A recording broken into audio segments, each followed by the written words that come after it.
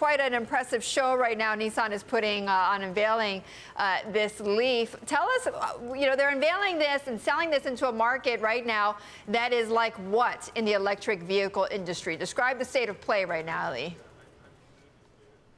Thank you, Betty. So today we have about 2 million EVs on the road.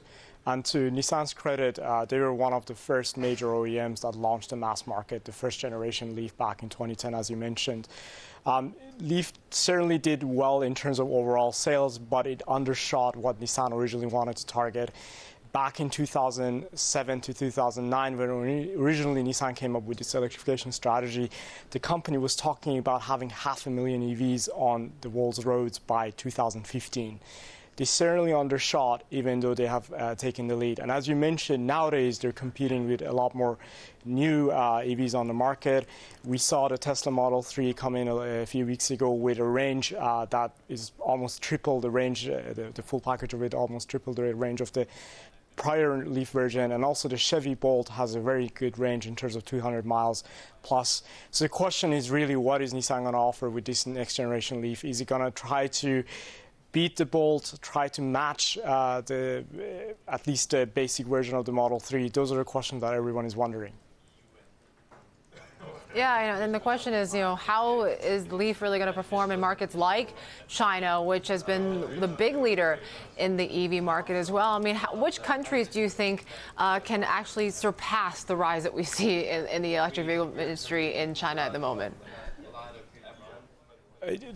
That's actually another major question. So of the 2 million EVs that I mentioned, while US was taking the lead, starting from 2015, China has really taken the lead in terms of being the #1 country for EV sales. This year, overall, we expect 1 million EVs to be sold globally, and just under half of that will be in China. Now, in the case of China, what the Chinese government has tried to do is to make sure that the local market benefits local players. So earlier this year, we did an automakers EV index where we looked at auto manufacturers that produce over 250,000 vehicles a year, how much of those vehicles are EVs, and the top 10 slots. Of that, 6 of them go to Chinese manufacturers, primarily because the Chinese government has tried to make sure that the domestic market benefits domestic players.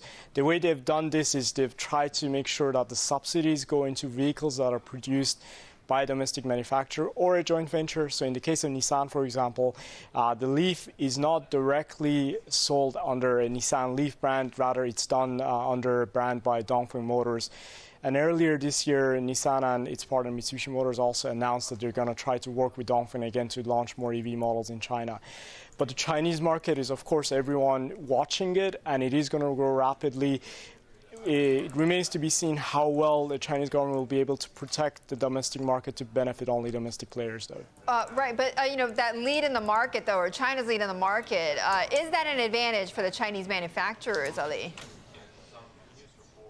Good question. So one of the long-term goals that the Chinese government has is to have its auto industry become a global competitor.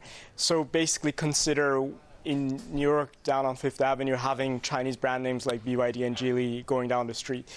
That seems like still today seems quite tough to imagine. In terms of brand recognition, certainly the Chinese manufacturers lack the brand recognition that Western OEMs and to some extent Japanese and Korean OEMs already have. The other issue is around technology. Right now, when it comes to battery technology, particularly for high energy density, so the batteries that can give long range to EVs, Japanese and Korean manufacturers have the lead.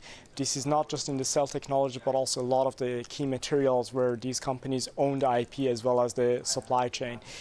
How well the Chinese manufacturer will be able to actually gain this technology will be another interesting one to watch. This will also mean that there's likely a lot of M&A activity to come from Chinese players. Right. Again, a couple of weeks ago, we saw Nissan sell off its battery business to a Chinese investment fund. Part of that is this interest from the Chinese side to actually gain technology.